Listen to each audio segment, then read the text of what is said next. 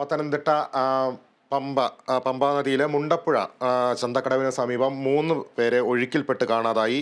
അഗ്നിശമന സേനയും പോലീസും നാട്ടുകാരും ചേർന്ന് രക്ഷാപ്രവർത്തനം തുടരുകയാണ്. വിവരങ്ങളുമായി സന്തോഷ് ചേരുന്നു. സന്തോഷ്, എപ്പോഴാണ് ഈ സംഭവം ഉണ്ടായത്? രക്ഷാപ്രവർത്തനം എങ്ങനെ പുരോഗമിക്കുന്നു?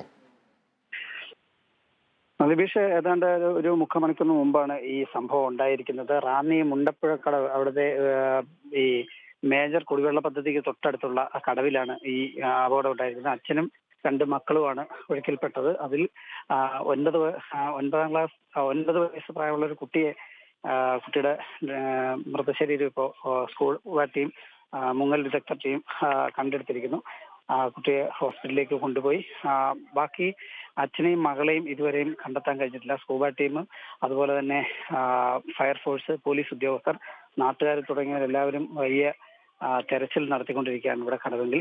എന്തായാലും ഈ വലിയ നാടിനെ നടുക്കുന്ന വലിയ ഒരു ദുരന്തമായിട്ടാണ് ഇവിടെ ഈ പുതുശ്ശേരി മല സ്വദേശികളാണ്. അവര് ഈ സ്ഥലത്ത്, ഈ മുണ്ടപ്പുഴ എന്ന് പറയുന്ന സ്ഥലത്ത് അവര് വാടകയ്ക്ക് വീടെടുത്ത് താമസിക്കുന്നവരാണ്. ഈ ഒഴുക്കിൽപ്പെട്ട ആൾ, അദ്ദേഹം ഈ ഒരു പെയിന്റിംഗ് തൊഴിലാളിയാണ്.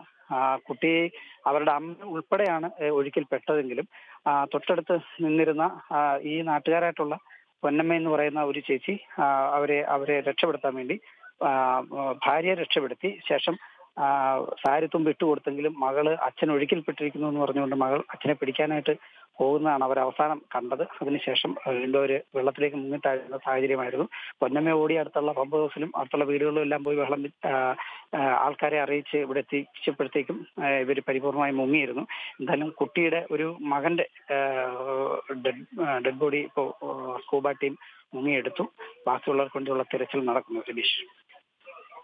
ശരി സന്തോഷ്. മുണ്ടപ്പുഴ ചന്തക്കടവിന് സമീപം പമ്പാ നദിയിൽ 3 പേരെ ഒഴുക്കിൽപ്പെട്ട് കാണാതായി. അതിൽ ഒരു കുട്ടിയുടെ മൃതദേഹം കണ്ടെത്തിയിരിക്കുന്നു. അഗ്നിശമന സേനയും പോലീസും നാട്ടുകാരും ചേർന്ന് ഇപ്പോഴും അവിടെ തിരച്ചിൽ നടത്തുകയാണ്. വിവരങ്ങൾ നൽകുകയായിരുന്നു പത്തനംതിട്ടയിൽ നിന്നും സന്തോഷ്.